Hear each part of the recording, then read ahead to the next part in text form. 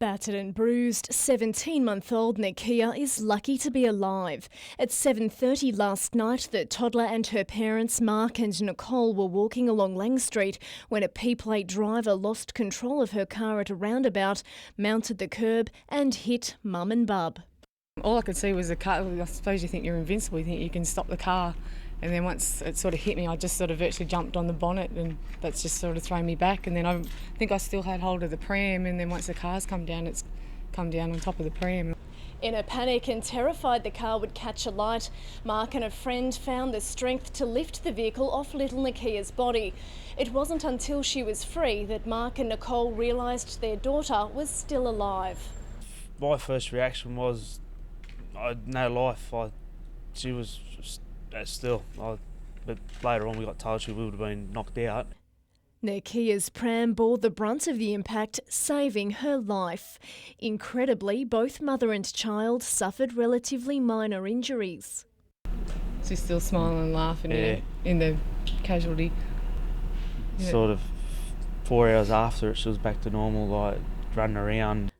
The couple says 4 teenagers were in the car, and its 17-year-old driver had her provisional licence for just 1 week. After their horrifying ordeal, they have this message for P-plate drivers. Grow up, learn to drive properly. Like, there's no need to speed. That's what they got to do. They got to learn not to speed. And they're not invincible. Madeline Bond, NBN News. Every day, Murrain Women's Housing deals with the Upper Hunter's most vulnerable, but the service, which provides outreach from Singleton to Murrurundi, is itself struggling to cope. Our resources are depleted. We're actually at crisis, dealing with people in crisis. In recent weeks, a huge influx of domestic violence victims and families seeking help has stretched the already underfunded agency. As far as women, we have 1 refuge in the area, but we don't have anything else to put a woman in, so yeah, it's very, very critical at the moment. Highlighting just how dire the situation is, the service is currently assisting 2 girls aged just 15 and 17, one of whom is heavily pregnant and trying to escape domestic violence. Until coming to Murrain last week, the girls had been living in a tent around Singleton, including here at a local caravan park, but they're not out of trouble yet. They came to us when it was 40-odd degree heat, but after Friday it's back in the tents for them. We've got some temporary accommodation to Friday, and then after that there's nowhere for them to go. At greatest need is a youth refuge, then support for men and people with mental health problems, as well as more crisis accommodation. Alison is levelling her anger at the state government, rolling in mining royalties dug up on the town's outskirts. Singleton is the goose that laid the golden egg. As far as the government getting money, give us some back so that people aren't falling through the cracks. Penny Evans, NBN News. Perfecting the art of drawing blood, writing up prescriptions and getting the hang of researching in the hospital's library are just some of the skills the new interns were mastering this morning. 13 will be sent to Tamworth, with the remaining 60 split between Hunter hospitals to help bolster the region's doctor numbers. We always need more doctors. The more doctors we have on the floor, the better patient care that we can give, and we welcome all the doctors with open arms. The interns have graduated from various universities across Australia. We've got about 50% of the cohort has come from Newcastle University. The remaining 50% have come from Sydney, the ACT, so we've got a good mix this year. Elsewhere in the hospital, the Minister assisting the Minister for Health, Jodie McKay, was announcing $1.4 million for cancer research in the region. Hunter does very well in terms of being competitive in getting research dollars into the region. It contributes about 15% of all the income coming into the state. The money will be spent on improving patient care and on cancer prevention. Madeline Bond, NBN News.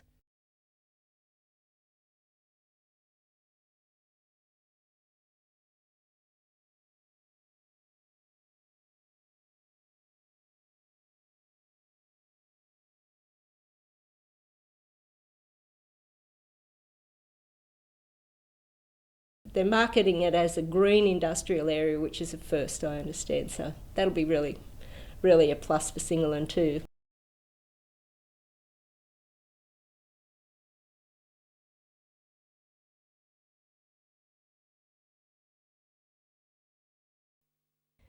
Danette Peterson didn't pay too much attention when her contractions began this morning. Just 3 major ones, and I thought I still got plenty of time, and then... Yeah, I was trying to convince her to go to the hospital, but our first son took 4 days to come, so we thought we had plenty of time. But before we knew it, we're on the bed and there was a baby on its way. With the baby already crowning, Scott took matters into his own hands. I had my one hand on his head. He was coming out, and my other phone, it was my mobile phone. I was ringing the 000, and the lady was talking me through it, and then the phone went dead. Lost the connection, and I thought, oh, what are we going to do here? Luckily, just 10 minutes later, paramedics arrived and took over.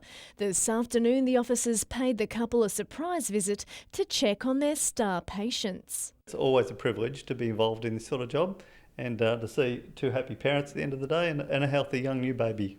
Madeline Bond, NBN News.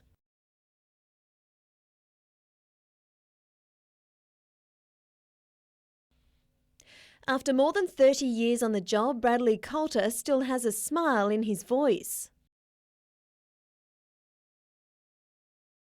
He's been awarded Railcorp's Golden Mike for the 2nd year running, commuters full of praise for his upbeat announcements at Newcastle. It surprises me how many people come back after every train trip and they say what a great trip they've had and how they've enjoyed listening to me voice. He aims to bring some cheer to each passenger's day, even when delays and timetable confusion can cause a little commuter concern. I even had 2 young girls come back and ask me for an autograph one day, and I said, "What do you want my autograph for?" And they said, "Because it was fun being on your train, you sounded happy." Bradley started working at the train station straight out of school when he was just 15. I've always wanted to be a railway man, and my grandfather was a railway man, so I've got to love the trains. And even though the future of the inner city line may be in limbo, this guard hopes to be riding trains for many more years to come.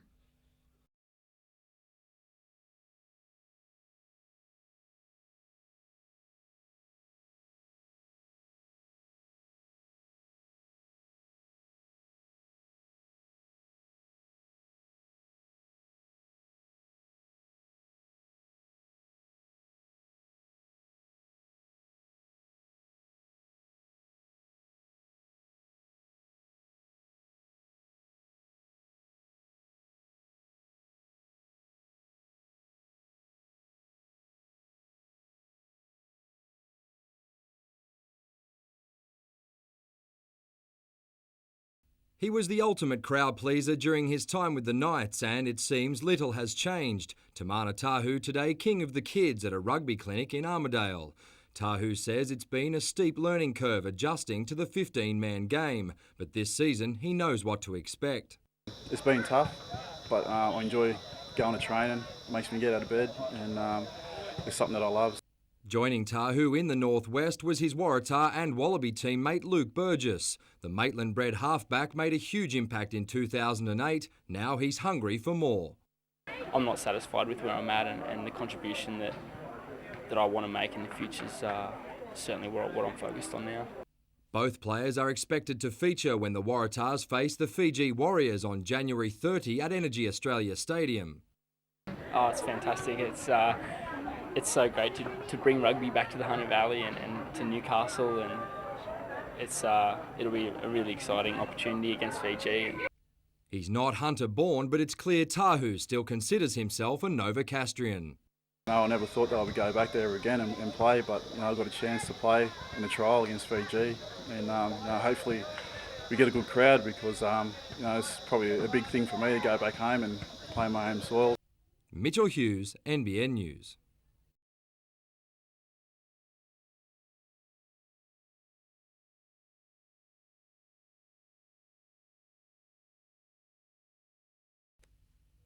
Conditions were so bad at last year's Lake Macquarie Ladies Amateur, subpar rounds weren't on the cards. Tamworth's Julia Boland coped better than most to claim the title, and while she's happy to see clear blue skies, the 23-year-old says the summer breeze will still be a factor. There can be 3-4 club wind at this course, and it really plays, particularly on the back nine coming home. Final day can be really tough. Back-to-back Jack Newton Junior Classic winner Jessica No is aiming for a top 5 finish, and with shots like these, who'd bet against her?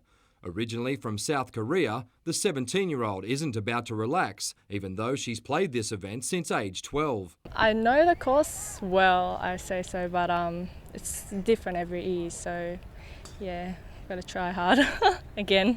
16-year-old Jordana Keaton from Muswellbrook isn't expecting to win. She'll be happy to finish top 25 on a course which plays very different to her home track. The wind, from the sea breeze, the way the course is set out, the format of it, and just the grass is a lot more different than Muswellbrook. Mitchell Hughes, NBN News.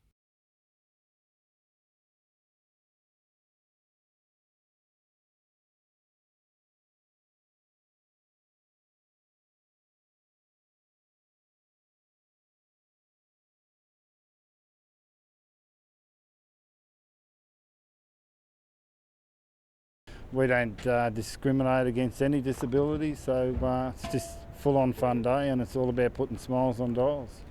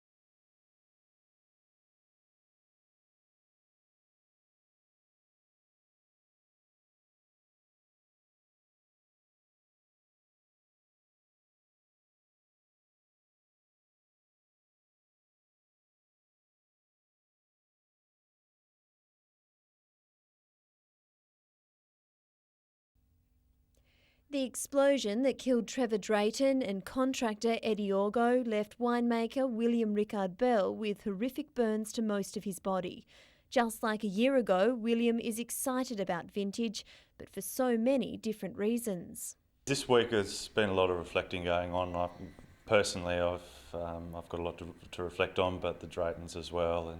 The winery and cellar door are barely recognisable, although it's still a construction site and pressure is on to get the work finished before crushing begins. It marks a bit of a turning point for us. You know, we've opened the new cellar door and we're about to leap into a fantastic vintage, hopefully. Tomorrow's anniversary is the halfway point in the young winemaker's recovery. I'm starting to see the light at the end of the tunnel now and looking forward to the challenges ahead, and it looks bright. The renewal at Drayton's is symbolic of an industry on the up. After last year's disastrous season, local vignerons are hoping for a good quality harvest, which could begin as early as next week. Everything being equal, we're going to have pretty damn good vintage. You can see here there are still a few green berries in them. Oh, geez. Yeah, they're a while away, they're pretty acid. And is all that talk of global doom and gloom adding to the wine glut? Somebody said a few weeks ago Australia's got too many grapes. That's not correct, just we don't have enough drinkers. Penny Evans, NBN News.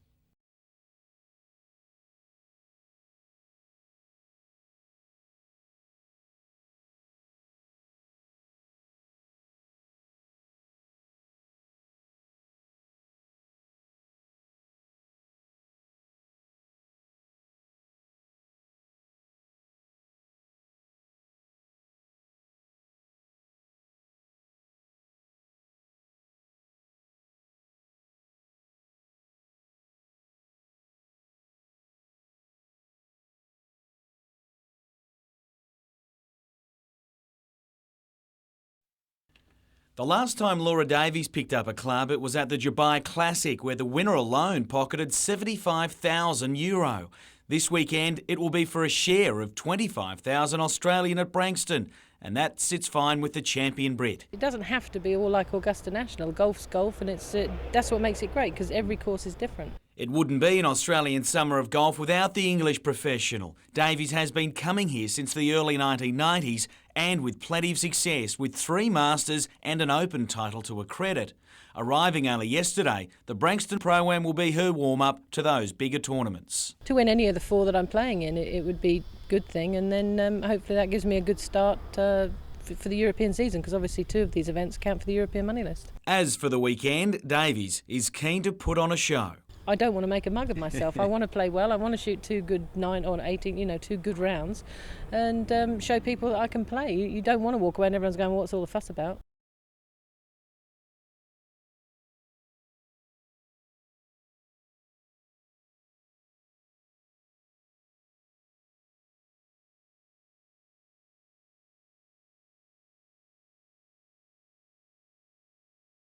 It doesn't matter what game it is, the fundamentals are so important, and being able to do the basics, and the best players do them really well.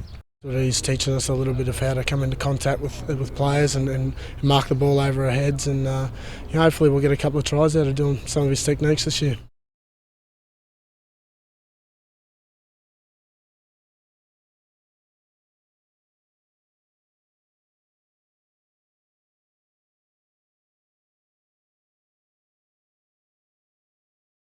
Joel Griffiths hasn't trained today. His hamstring is sore, so there's a chance that he may miss out on the game this weekend. So that just adds to our woes with the fact that Adam Griffiths is suspended. We're doing everything we possibly can to get a proper side on the field for the AFC. We'll be all right.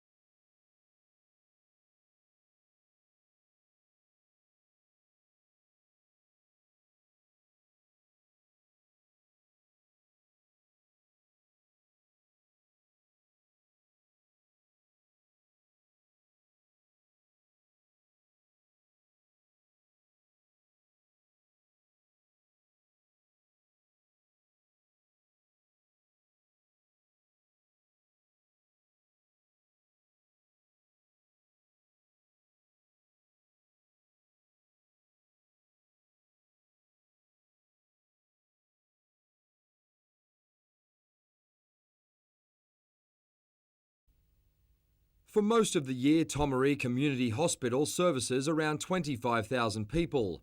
That figure triples when holidaymakers hit the peninsula in summer, and the facility simply isn't coping. Corlette resident Sue Splight went to the hospital last week worried about severe leg pain, but found just 1 doctor on duty. It was about 6 hours we waited, and then when I was seen by the doctor, he couldn't find a room to put me into to have a look at me. Unfortunately, that wasn't the only time Sue encountered problems. Last year, she was taken to Tomaree by ambulance after suffering a heart attack, but on arrival discovered the hospital couldn't treat her. So I came from Corlett up to Nelson Bay, had to wait around for the doctor to come and then to go down to the Mater at Warrachar. And it's just not good enough. Port Stephens MP Craig Bowman is pushing for a public-private system to provide round-the-clock services. More doctors, more staff, visiting specialists, which is also very important. To see a specialist here, the locals have to go into Newcastle. We don't have dialysis out here, which is a huge problem. Hunter New England Health has released a statement saying staff levels were increased over the holiday period, but acknowledge patients have experienced long waiting times.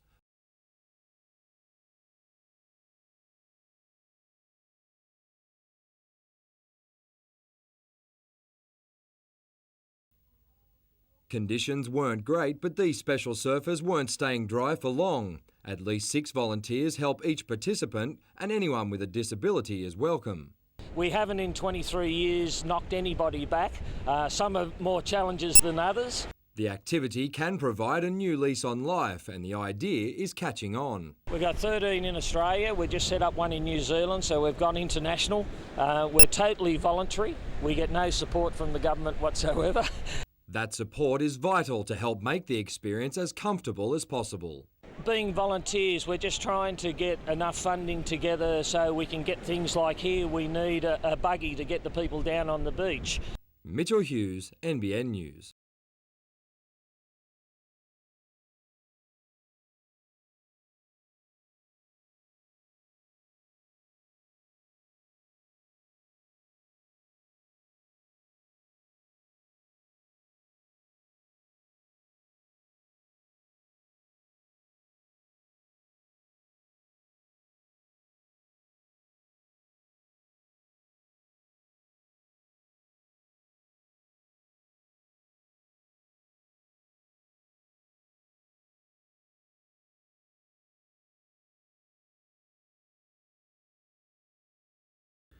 Branxton Golf Course has rarely attracted a gallery like this, but never before has the town's Pro-Am drawn a player like Laura Davies.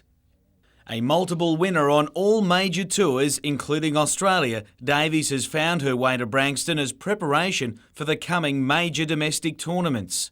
3 birdies, a bogey and an eagle in an opening round 3 under par 69 gave them all the thrill. Playing partner Sarah Kemp had to be satisfied with a 74. While Susie Matthews was only able to show flashes of her best as well. At even par, Shani War is one of those within reach of Davies with a day remaining. At Belmont, it's the next crop of professionals that are doing battle in the Lake Macquarie Amateur. And it was a real test today as winds picked up to blow several scores way out, including those of overnight leaders Jessica No and Ashley Ona. Tamworth's Julia Boland, though, mastered the difficult day, picking up 4 strokes on the back 9. The defending champion was the only player to card a subpar round, and only a final day disaster could cost her from making it win number 2.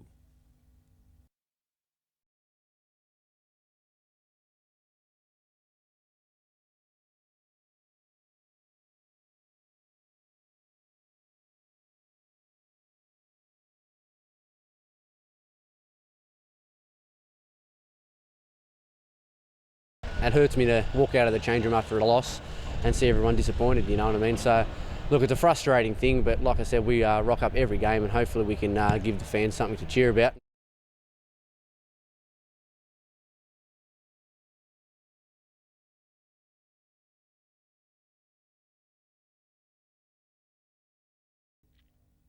In an effort to stimulate the national economy late last year, Kevin Rudd challenged local councils to come up with some major projects that they can't afford to complete and bid for federal funding.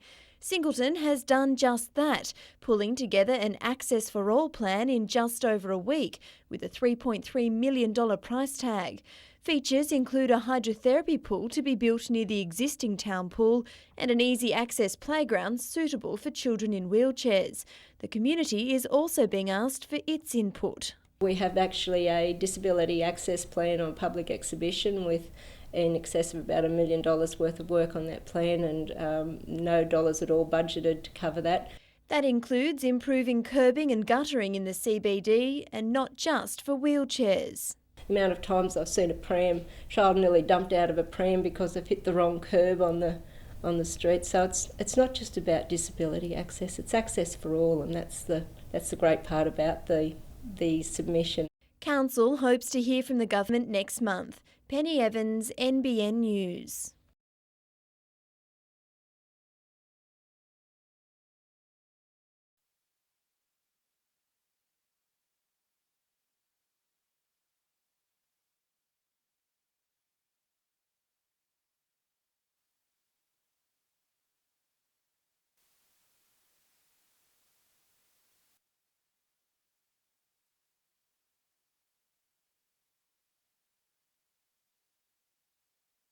Oh, look, I don't think it's changing. It hasn't changed probably in the last 3 or 4 years, I don't think. In fact, I think we're getting some of the weddings that are coming up from Sydney because it's so expensive there. I think it's the value for money up here is much better.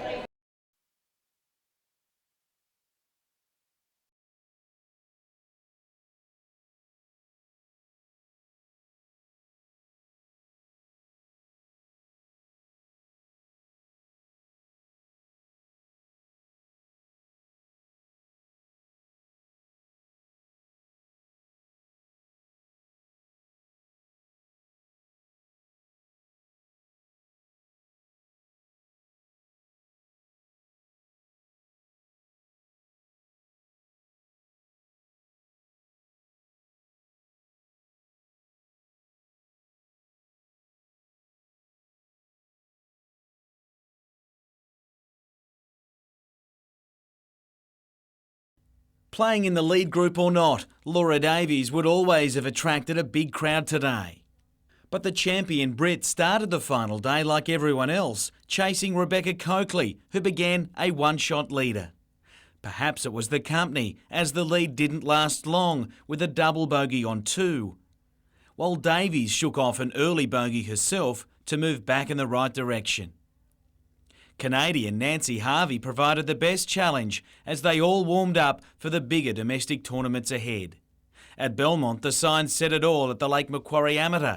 Julia Boland began the final round with an 8-shot lead. Knowing full well it could only be lost from there, any early nerves were dulled with a birdie on 1.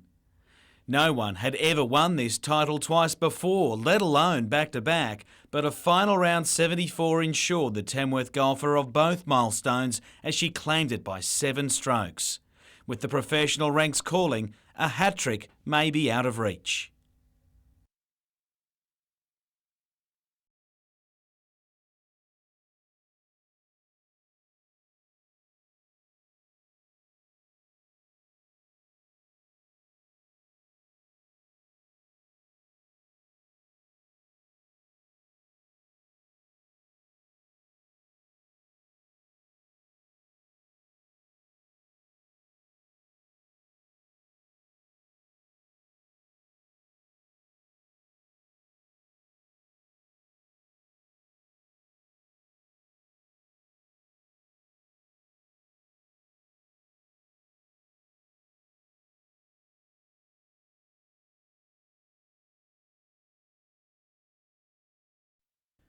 It's an unlikely yet popular piece of residential real estate. The 1904 facade of the former Adamstown Masonic Hall remains. Behind it, 7 new apartments. You can see where the original brick windows have actually been filled in.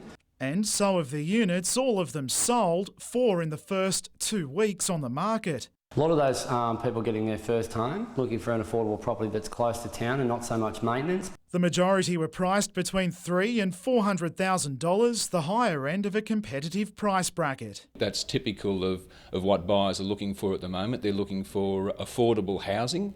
The trick to selling, agents say, is not to price yourself out of a market flooded by first home buyers, buoyed by government grants. Buying conditions are fantastic at the moment. Actually, the last 3 months have probably been some of the best conditions we've seen in my history, which is around 30 years. The challenge, though, isn't buying a property, it's being able to afford to keep one. Hunter councils are owed almost $25 million in unpaid rates.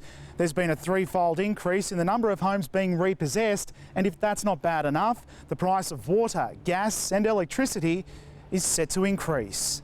So is the demand for charity by mortgage-stressed families, dubbed the working poor. We actually provide financial counselling from our Brunker Road site, and indeed if a family turned up and they required some food, we'd certainly be able to provide that to them in our emergency relief centres. Adam McIlrick, NBN News.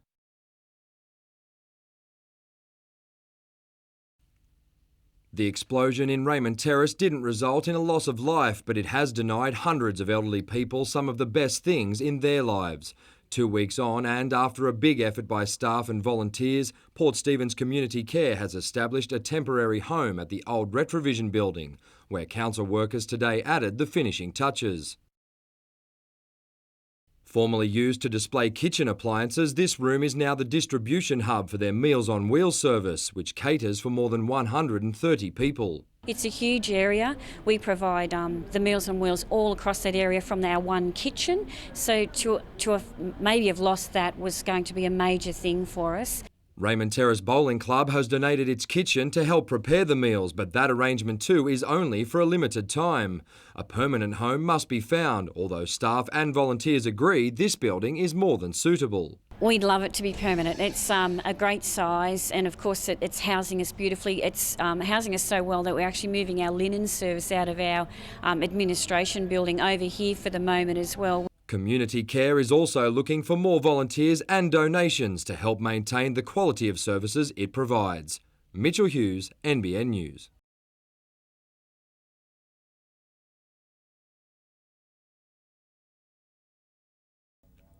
Hunter Street Mall is not Newcastle's greatest asset, but when passengers disembark from a cruise ship, it's their first impression of the city. So, to breathe some life into the area, markets have been organised to coincide with the arrival of 3 luxury cruise ships. Everyone's very impressed with the friendliness of people from Newcastle, especially the quality of the markets. They love the different things that are here. As it turned out though, the 200 tourists who arrived on the Silver Whisper this morning were enjoying day trips around the Hunter, so most of the customers were locals. Stall owners say they were busier when the markets were first held to welcome passengers from the significantly larger Millennium earlier this month. This time it's a smaller volume of passengers, however there have still been a few passengers come by. But as I said, it's brought a lot of locals back into the city, which is great. As well as providing entertainment for the tourists, the markets are part of an attempt by Live Sites and Newcastle City Council to attract people back to the city centre. We are an initiative to activate lots of different spaces in Newcastle, and Newcastle Mall, or Hunter Street Mall, is definitely one of those places. There'll be some sort of activity every month in the city centre. The next event scheduled for the mall is a street performers festival in March. Lauren Bladwell, NBN News.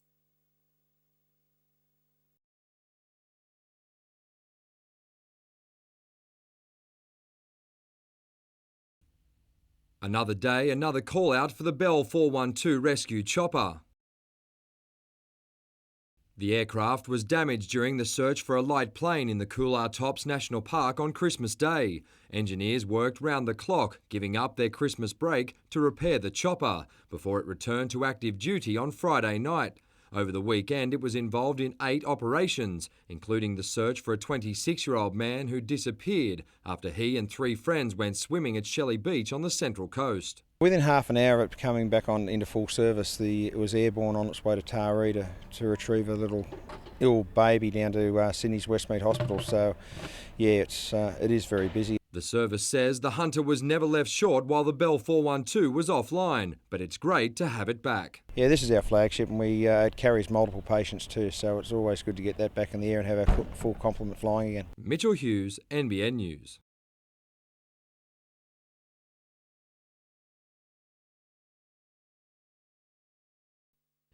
It's been a season of highs and lows for defender Anton Kovacic, let alone his club. Only weeks after almost having his contract torn up, he bobbed up as one of the Jets' best last night. So surprised he wasn't even sure how to celebrate.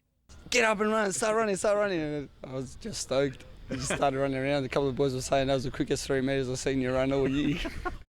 When stand-in captain Matt Thompson was cut down in the second half, it really put Newcastle on the spot. Mark Milligan with the finish, his first goal for the club as they took a 2-0 lead. But as they've done so many times before this season, the A-League premiers opened the door for Perth. It led to a few nervous moments as Perth threatened to ruin Newcastle's glory. But the Jets finally had something to smile about in what's been a long season. If you're disciplined and you concentrate for 90 minutes, you can get the win.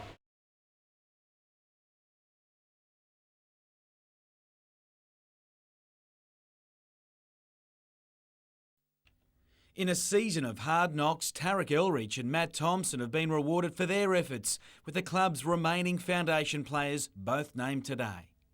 I got a bit of a taste of it last year and had a few training camps and whatnot, and that was a great experience in itself, but I'd like to take it to the next step and hopefully get a game.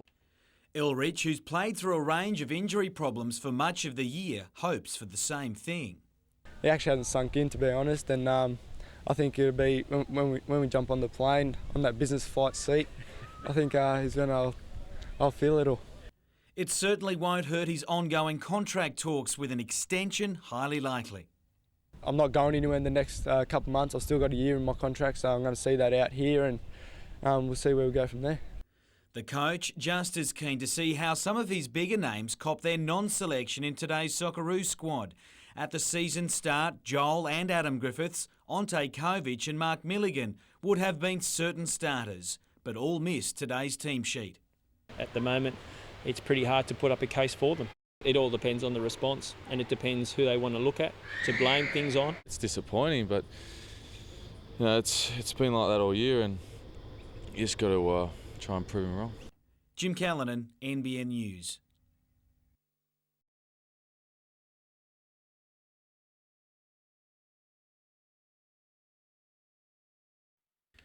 After two great opening rounds, Nathan Green just couldn't keep the momentum going, and not even his normally reliable putter could keep him on the pace with the leaders. Carting 2 birdies, it was 4 bogeys which killed off his hopes for a maiden US Tour victory, but the $130,000 Australian he picked up for a share of 12th is still a pretty good day at the office in anyone's books. At Branxton, Laura Davies says so long as the schedule fits, she'll return for their Pro-Am again next year. The talk of the small town since arriving midweek, the legendary Brit showed why she's every bit a people's champion. From the time we got here to the lady checking us into the hotel across the street to now, people coming up thanking me for coming. Well, I thank them for coming out watching us. And what a final day it was, with any number of players having a chance to win the $25,000 event after Rachel Bailey finished her tournament at 4 under. Davies needed this to force a playoff on the last, but as it sailed by, Bailey was crowned event and series winner. Warren, the head of the ALPG, told me that Laura had to make up and down on 18 for par and she missed it. And I'm like, oh, it was just a shock.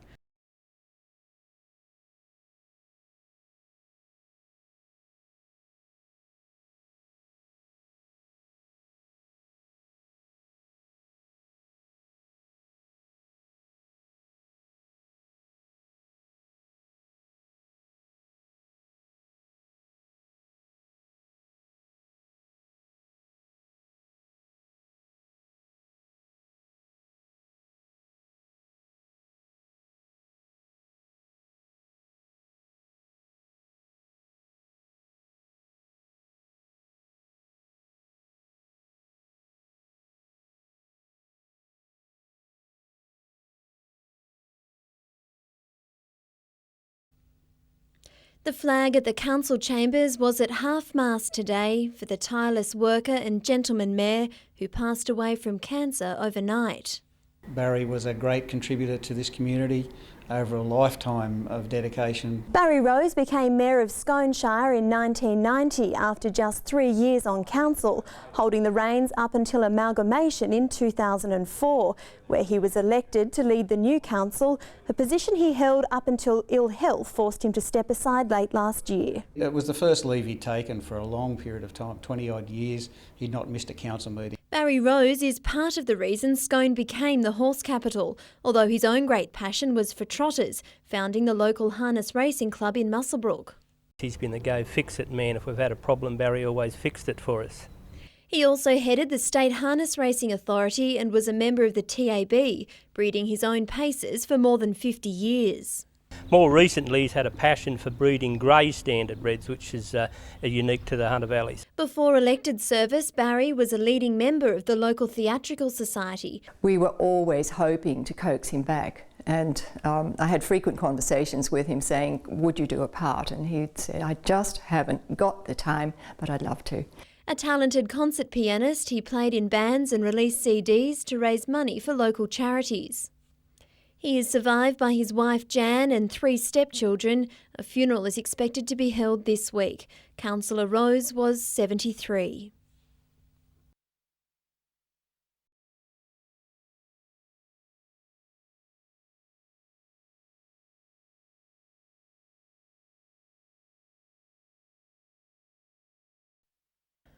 For just over 100 years, Kurri Kurri Hospital has served its community, but now its future is apparently under threat. The Retired Miners Workers Association says they have information that Hunter New England Health plans to close the facility, starting with its emergency department.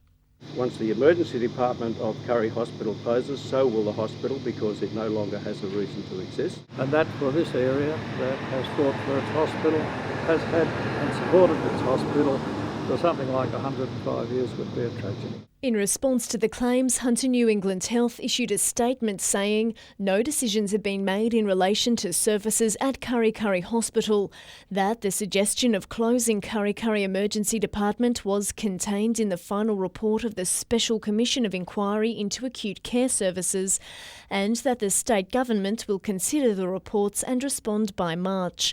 Residents maintain the facility is desperately needed.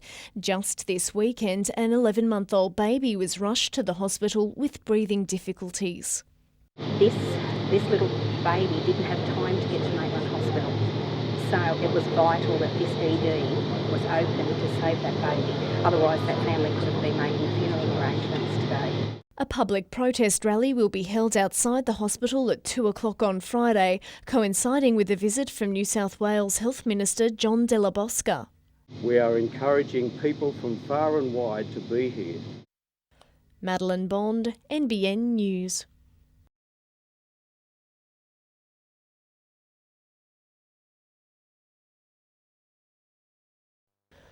Colin Scott has had security cameras outside his Hunter Street business for years. They're a deterrent, for one thing. They also pick up any crime or antisocial behaviour at the time of the incident, and the police then review that footage. Newcastle City Council is now asking other Hunter Street business owners to install their own cameras to try and get a comprehensive CCTV system in Newcastle's inner city. And it's not onerous or expensive like it used to be. The new technology for CCTV is much cheaper, easier to operate and more durable. And they're leading by example. Over the next month, Council will install 3 of its own cameras in the CBD. The goal is to have the whole of Hunter Street covered, and then of course it's easy to extend out to the side streets. Madeline Bond, NBN News.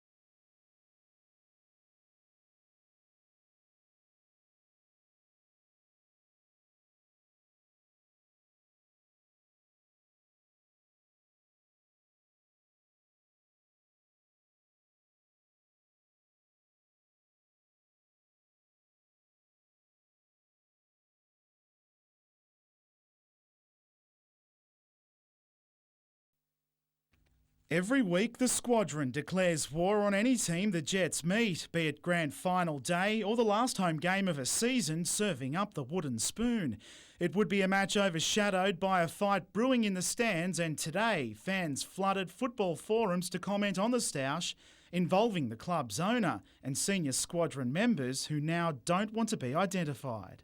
The banners upside down we thought was the sort of least offensive and most benign sort of level of protest that we could come up with. 5 squadron members were called to Mr Constantine's private box where words were exchanged. The Jets owner then allegedly threatened to throw their leader off the balcony. Despite all this, they say they'll be back next season, unless, of course, they're not banned first. Other supporters at the match say they weren't put out. I like sitting near the squadron, actually, because I think it uplifts you. You know, you get in there with them and you clap with them, and then all of a sudden there was just completely nothing. A dyed-in-the-wool Jets fan from day one, Josh Cleary, isn't a squadron member but saw everything unfold. The banner on the other side of the ground that says we've been conned, yeah, okay, maybe that's getting a bit borderline, but you look at supporter bases around the world, they go nuts. They just love the game. They're there for the game. At the end of the day, so does the Jets owner, and if he and the squadron share one thing, it's a passion for what's essentially just a game. Adam McIlrick, NBN News.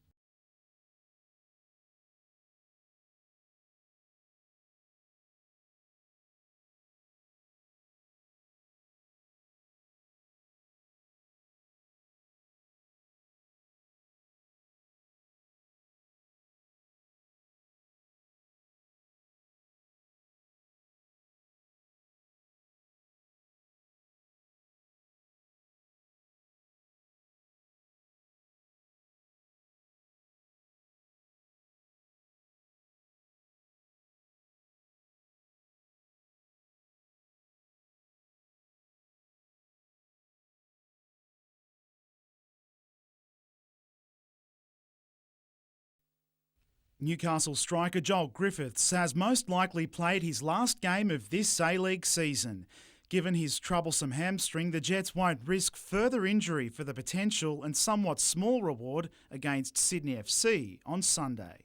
Going into the last game, I think you'll look at the bigger picture, and that's the ACL in March. And 2 players have furthered their claim for a spot in the team to contest the Asian title following Sunday's win over Perth.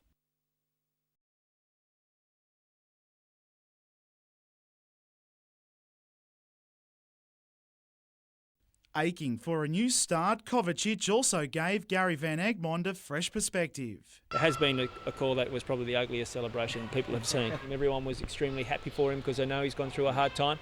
Kaz Patafta also warranted a change of heart. I'm eating humble pie, which I've got no problems to do.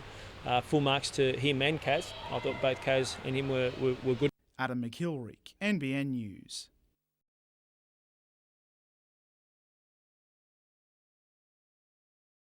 Big Bob Mirovic is no stranger to the bright lights and the television cameras in his role as 3-time Australian heavyweight boxing champion.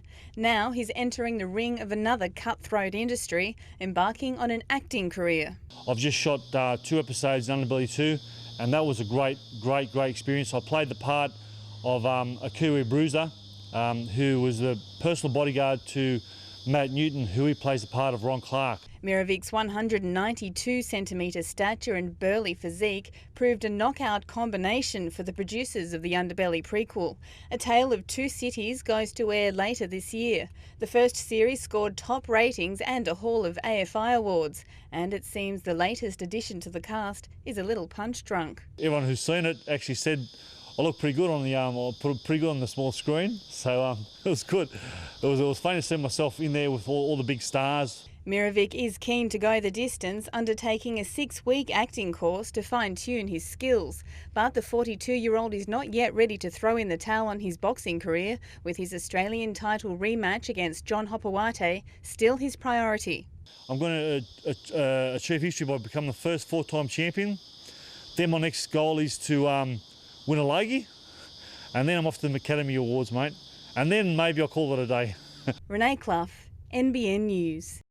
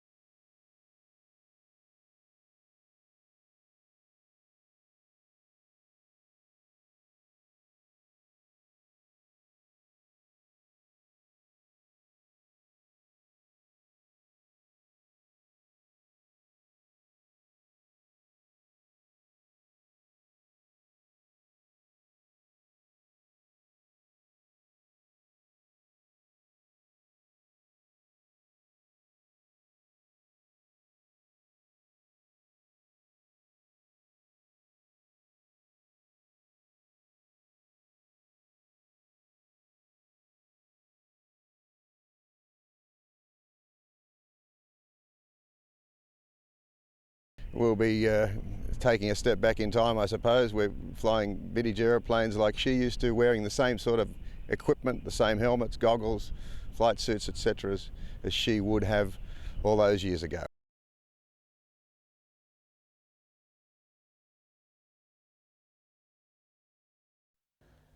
Police beefed up their search efforts at dawn, establishing a command post at Chinaman's Hollow and calling in every available resource.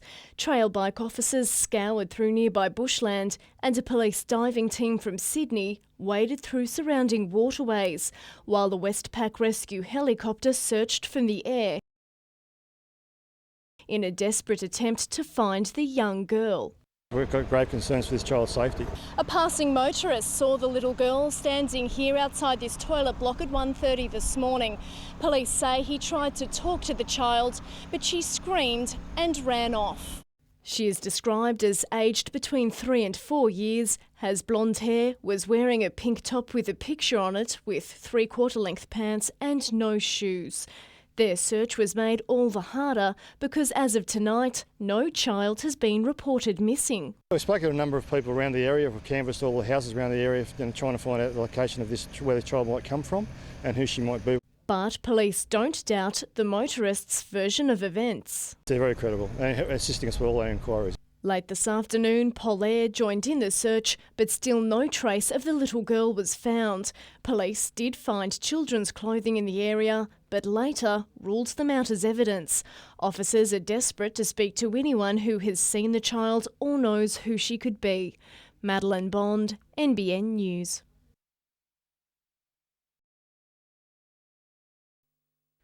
Jimmy Cargill was back surveying the scene this morning of the night before. Around midnight, he was woken by his wife, who could smell burning rubber. He then raced across the road with a wet towel and torch. To his disbelief, he discovered there was someone inside the burning home.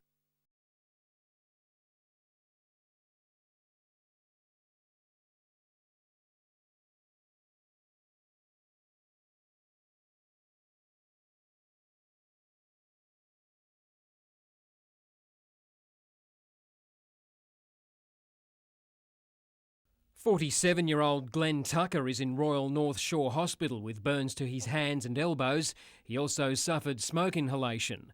There were tears and handshakes as the hero neighbour was thanked by Glenn Tucker's family. He's done excellent, can't thank him anymore. I'm just glad that I was able to be there to help them out and that they're alive. That's the main important thing. The home and the family's possessions were all destroyed. The family's dog also died. Blake Doyle, NBN News.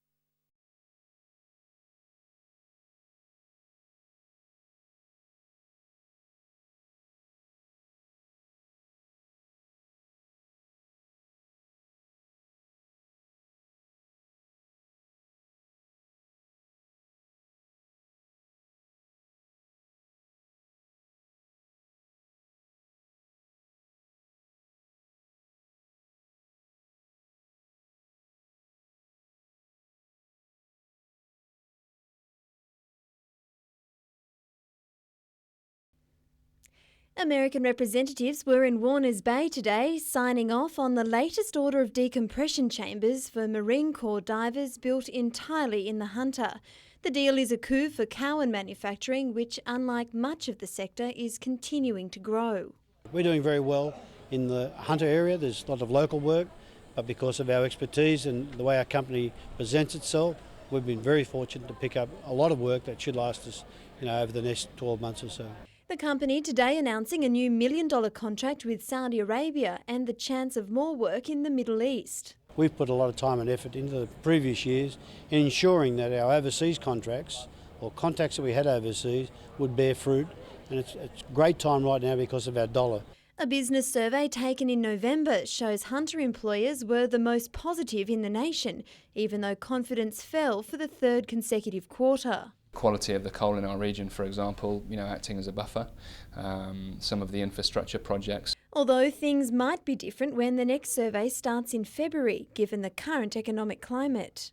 I think that there's probably been a slight shift in outlook. Penny Evans, NBN News.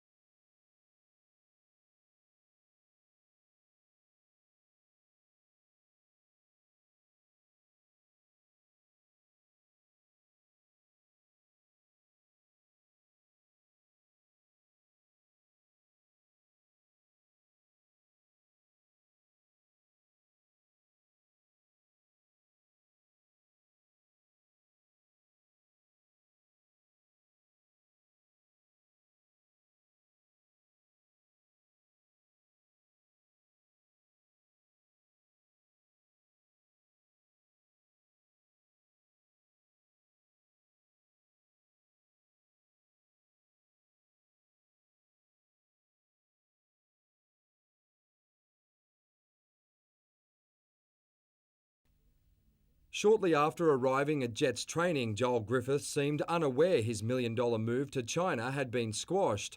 After speaking to his coach, the striker said about piecing together why the deal fell through. One thing's for sure, Griffiths isn't happy with the negotiations or the fact the story was leaked to the press. I'm getting mixed reports on if I'm for sale or not, so don't really know who to believe at the moment. The coach was consulted about the transfer but agreed to abide by Chairman Con Constantine's decision. If we lost Joel, we'd obviously get a few dollars, and he's willing to replace Joel with a very, very good player, or we keep Joel and we've got a very, very good player. Had the deal gone through, Joel would have joined brother Ryan in Beijing. That was obviously enticing, but financial security was also a factor. I enjoy being here, but at the end of the day, you get an offer from another club and it's substantially higher than, your marquee offer, then, you're always got to at least think about it. Ironically, Newcastle's first game in the Asian Champions League is against the Chinese club in March. Having endured a wooden spoon season, Griffiths says the team desperately needs reinforcements. Time's ticking at the moment, and we've only got so many days to sign quality players, and if we don't, then it could be another frustrating couple of months in the ACL. And that frustration could see the fiercely competitive forward leave the Jets for good. Mitchell Hughes, NBN News. The heat in Newcastle was a world away from the sub-zero temperatures being experienced in England, making this trial even tougher on John Brady. I spoke to the girlfriend this morning and it's snowing back home, and she's not looking forward to the week ahead because the forecast doesn't look good. So, but yeah, it was very hot out there today, and after about 25-30 minutes I thought I was melting. Raised in the Hunter, Brady has played most of his career in the lower tiers of English football. He admits playing for a Newcastle franchise would be the perfect way to end his career. It's always been in the back of my mind, really, and who knows? The romance is there to come back and play at home, and we'll just see what happens over the next couple of days. Also making his first appearance at Jets training was NBN State League striker Peter Haynes, but coach Gary Van Egmond wasn't doing him or the other boys any favours. However, if they impress, at least one of them could be used this weekend against Sydney if they're cleared in time. Maybe. We'll have a look, and again we'll see how we are, but I think also it's important that we show a little bit of faith in the boys that have done a good job last week as well. Mitchell Hughes, NBN News.